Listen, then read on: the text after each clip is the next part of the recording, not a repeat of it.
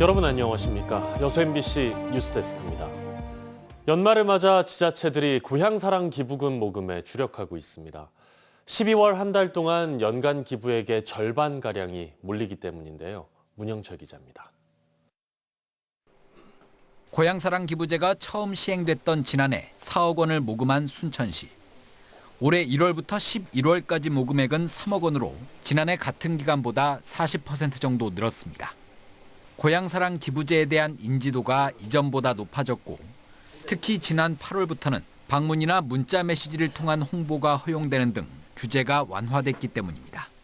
향후에랑 이런 데 적극적으로 가서 고향사랑 기부제 취지랑 그다음에 모금 활동을 할 수 있게 된 점은 좋아진 것 같습니다.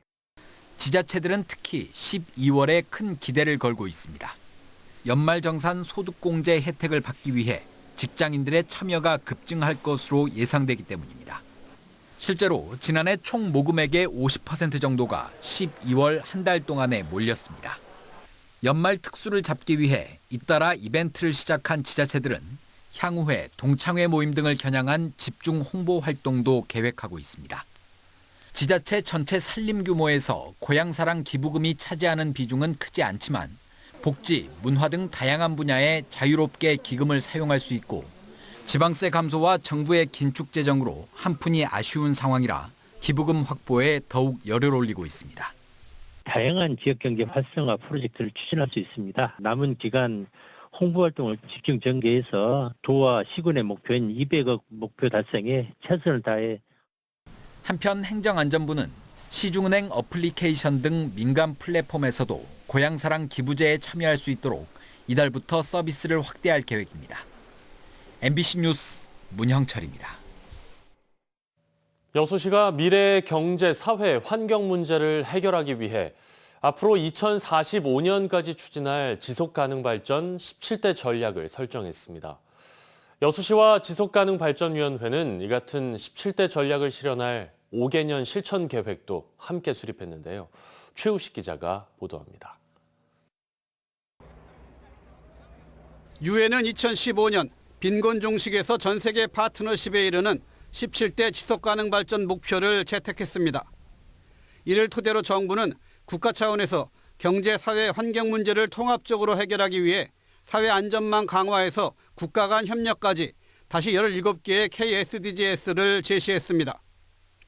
여수시도 이 같은 흐름에 맞춰 전남도의 지속가능 발전 목표에 부합하는 복지사회 구축과 글로벌 선도도시 실현 등 최근 17개 전략을 수립했습니다.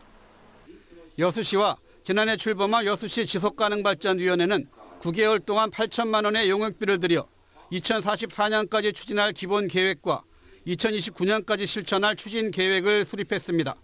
지속가능발전 비전 2045는 여수시의 모든 시책과 미래 구상이 지향해야 할 방향이기도 합니다. 각 부서에서 하고 어떤 인터뷰나 협의를 통해서 다 이제 추진 기본 전략이나 추진 과제를 도출했던 거고요. 그 기본 전략이나 추진 과제에 대해서 저희가 2년마다 점검이라든지 평가를 통해서 여수시의 지속가능 발전 기본 전략은 세계로 향해 뻗어나가는 여수를 만들기 위해 경제, 사회, 환경, 여기에 민간 산학의 참여와 협력이라는 4개 영역에서 17개 전략 목표를 실현하는 것입니다. 특히 지속가능 발전 목표의 시사점은 시민들의 참여와 관심, 또 행정의 의지가 반드시 뒷받침돼야 한다는 점입니다. 시민들한테 그런 과제들을 최대한 알려서 시민들도 동참할 수 있게 하고 가장 중요 결국은 시가 하는 모든 행정이 17개 과제하고 다 연결이 됩니다. 지속가능 발전 목표는 여수 시민들 삶의 모든 분야와 관련된 유무형의 제도와 사업들이 모두 다 포함되어 있습니다. 이번에 설정한 지속가능 발전 목표는 앞으로 5년 주기로 개발과 보완이 이뤄지고 2년마다 추진 계획을 점검 평가해서 보고서를 발간해야 합니다. MBC 뉴스 최우식입니다. 순천만 국가정원이 재개장 8개월 만에 관람객 400만 명을 돌파했습니다. 순천시는 지난 4월 국가정원 재개장 이후 누적 관람객이 400만 명을 넘어섰고 입장료 수입은 110억 원을 기록했다고 밝혔습니다. 순천시는 연말 분위기에 맞게 국가정원을 새롭게 단장하고 다양한 체험 프로그램을 마련해 방문객들의 만족도를 높이겠다고 덧붙였습니다.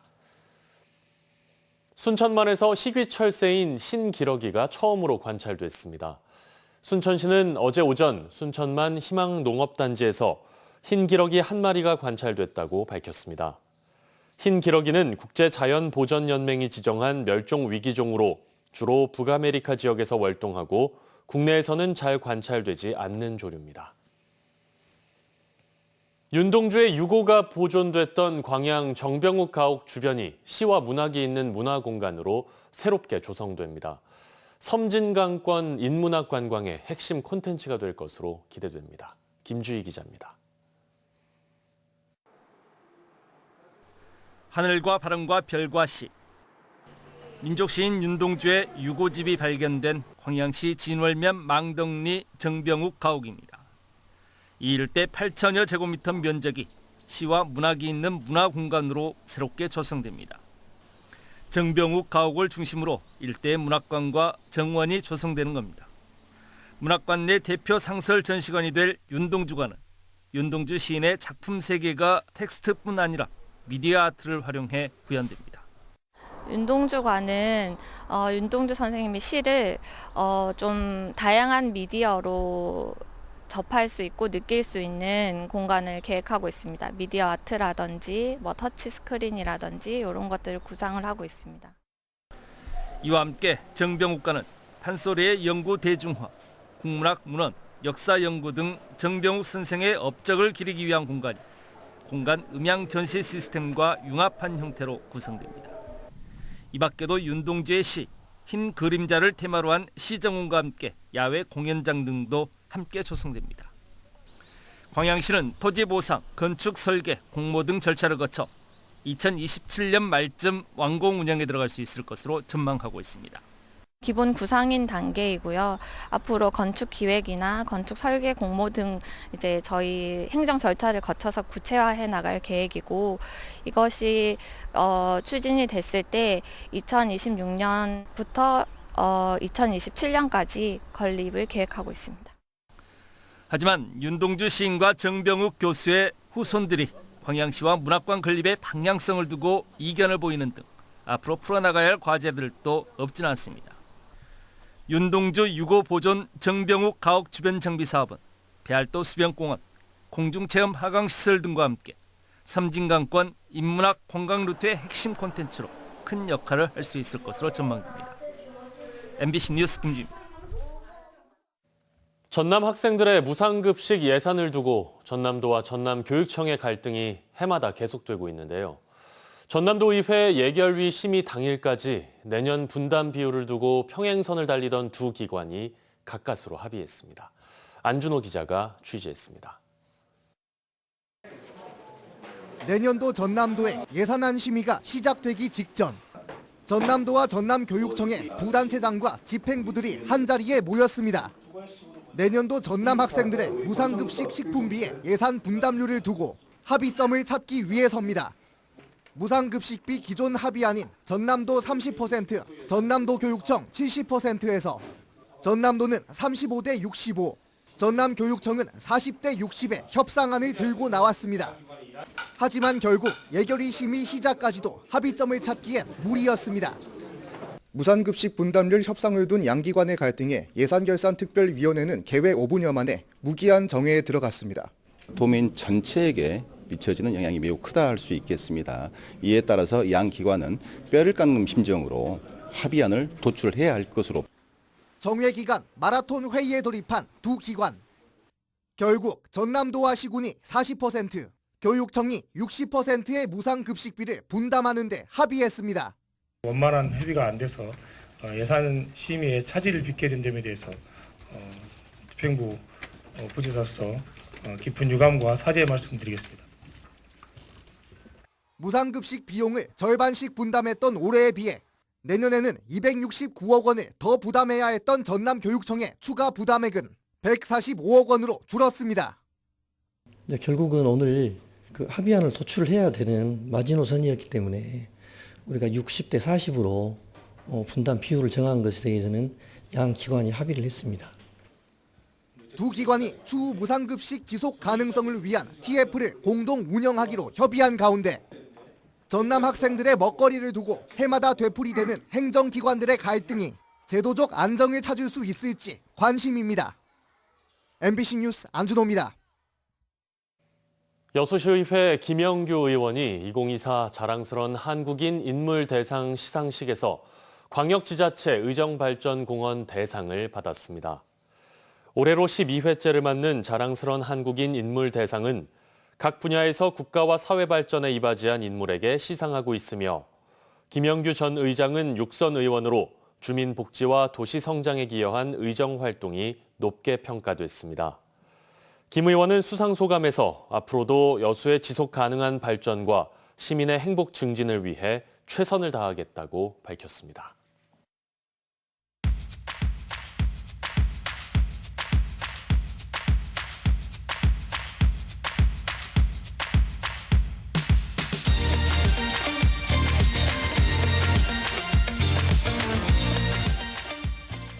지난 주말 올 시즌 프로야구 통합 우승을 차지한 기아 타이거즈가 광주 곳곳을 누비며 팬들에게 감사를 전했습니다.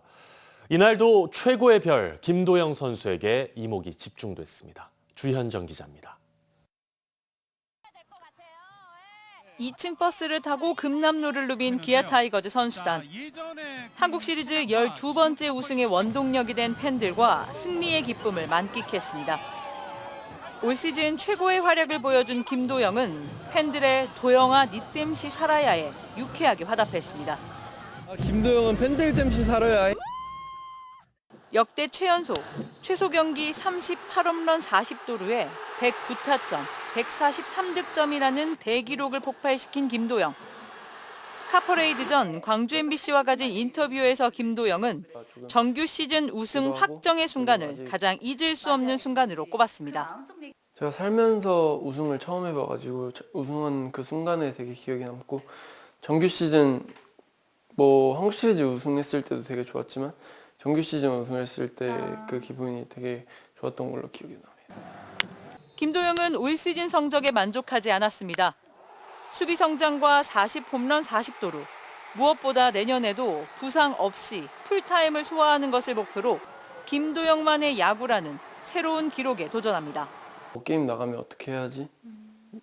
누구를 따라해야지 이런 게 아니라 그냥 제 야구를 팬분들께 보여줘야지 이런 생각으로. 선수 김도영은 물론 인간 김도영으로서의 목표도 있습니다. 논란 하나도 없이 팬분들께서 제 유니폼을 입어주셨을 때 창피함이 하나도 없게끔 하는 게 인간 김도영으로서는 그게 목표고 그냥 주변 사람들한테도 좀 도움이 많이 되고 싶은 마음이 강하게 있어서 배품을 많이 하고 싶어요. 기아 타이거즈를 향한 변치 않는 응원을 보내달라는 당부도 잊지 않았습니다. 앞으로도 계속 꾸준한 사랑, 많은 사랑 보내주시면 저희가 계속 이렇게 광주 야구, 한국 야구가 발전하는 데 있어서 큰 도움이 저도 되고 기아 타이거즈도 잘할 테니까 많이 응원해 주셨으면 좋겠습니다. 김도영 선수와의 인터뷰는 오는 9일 광주 MBC 뉴스투데이 인터뷰온과 광주 MBC 뉴스 유튜브를 통해서도 공개될 예정입니다. MBC 뉴스 주현정입니다. 기아 타이거즈 양현종 선수가 제13대 한국 프로야구 선수협회 회장으로 선출됐습니다. 한국 프로야구 선수협회는 프로야구 선수 820명을 대상으로 지난달 20일부터 나흘 동안 투표를 한 결과 양현종 선수가 13대 회장에 선출됐다고 밝혔습니다. 양신임 회장은 오는 2026년까지 2년 동안 프로야구 선수협회를 이끕니다. 오늘은 대체로 맑은 가운데 평년보다 따뜻했는데요. 내일부터는 북쪽에서 내려온 찬 공기의 영향으로 기온이 떨어지겠습니다. 내일 전남 동부권의 아침 최저 기온은 1도에서 4도 분포가 예상되고 한낮 최고 기온은 10도에서 11도가 예상됩니다. 바다의 물결은 남해서부 앞바다에서 0.5에서 1.5m, 먼 바다에서는 1에서 2.5m로 일겠습니다. 내일은 바람도 강하게 불어 춥겠으니까요. 건강 관리에 유의하시기 바랍니다.